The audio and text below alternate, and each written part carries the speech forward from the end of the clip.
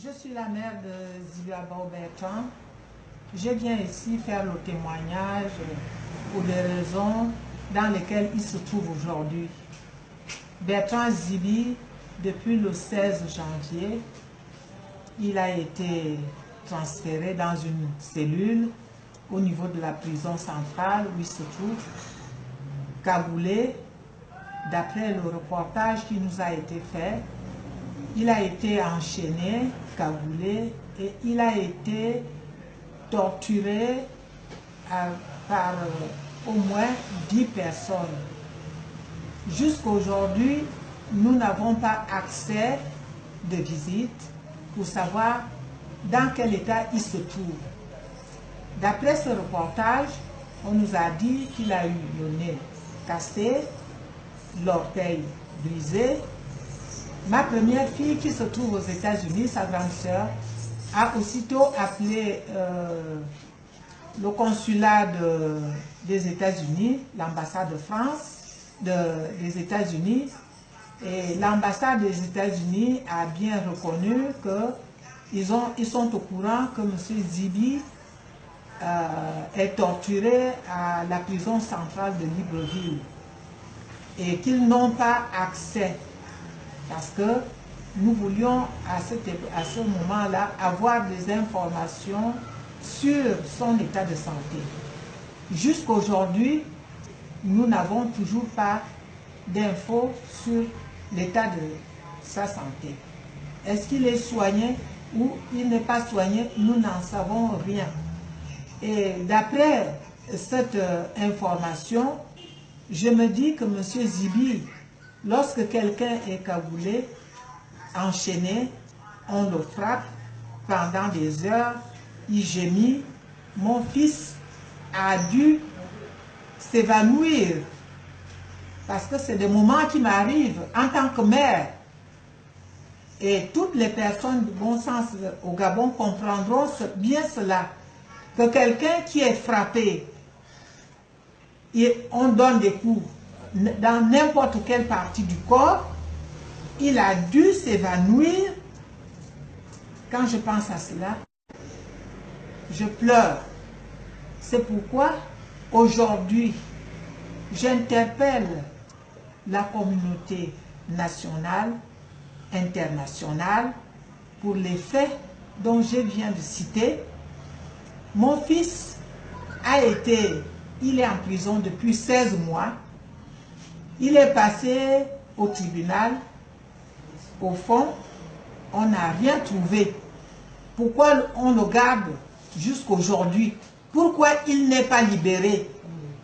Je demande au président de la République, M. Ali Bongo, il est le garant des biens et des personnes, de libérer mon fils.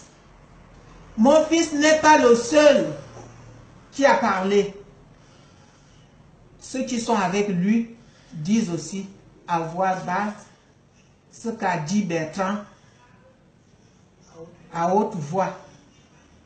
Je demande à toutes les personnes qui suivront mon message de faire le tout possible, que ce soit la communauté gabonaise, que ce soit nos amis, nos frères africains qui sont venus ici, que chacun se mette dans ma peau aujourd'hui de la souffrance que j'endure avec toute ma famille.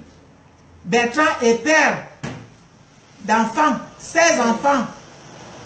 Bertrand a des frères et des sœurs, des parents. Il est le parent de tout le monde.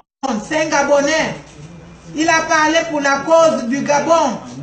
Je ne fais pas la politique. Je demande la libération de mon fils. Sans condition. Je demande que mon fils soit libéré. Il n'a tué personne. Les gens qui tuent des personnes, ils sont en liberté. Et mon fils se trouve dans un état où on ne sait pas comment il est aujourd'hui. Parce que nous n'avons pas le retour d'information.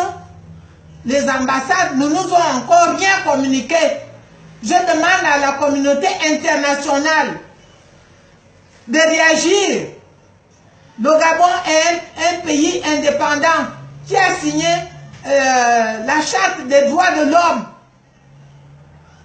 Je demande à toutes ces associations de se lever et d'être derrière moi pour agir pour la libération de tous ceux qui sont emprisonnés sans motif valable, parce qu'ils disent la vérité.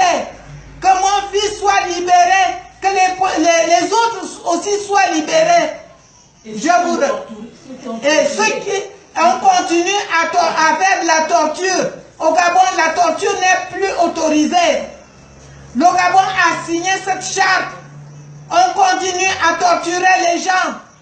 Cagoulés, de prisonniers cagoulés, on le frappe pour qu'ils ne reconnaissent pas le visage de ces bourreaux. Libérez mon fils. J'attends sa libération. J'attends de tout le monde. Merci. Un mot après ça, ça va aller.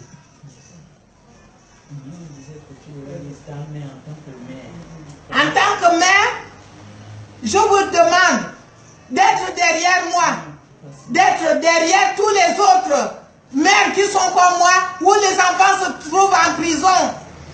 En tant que mère, écoutez ma voix, je souffre.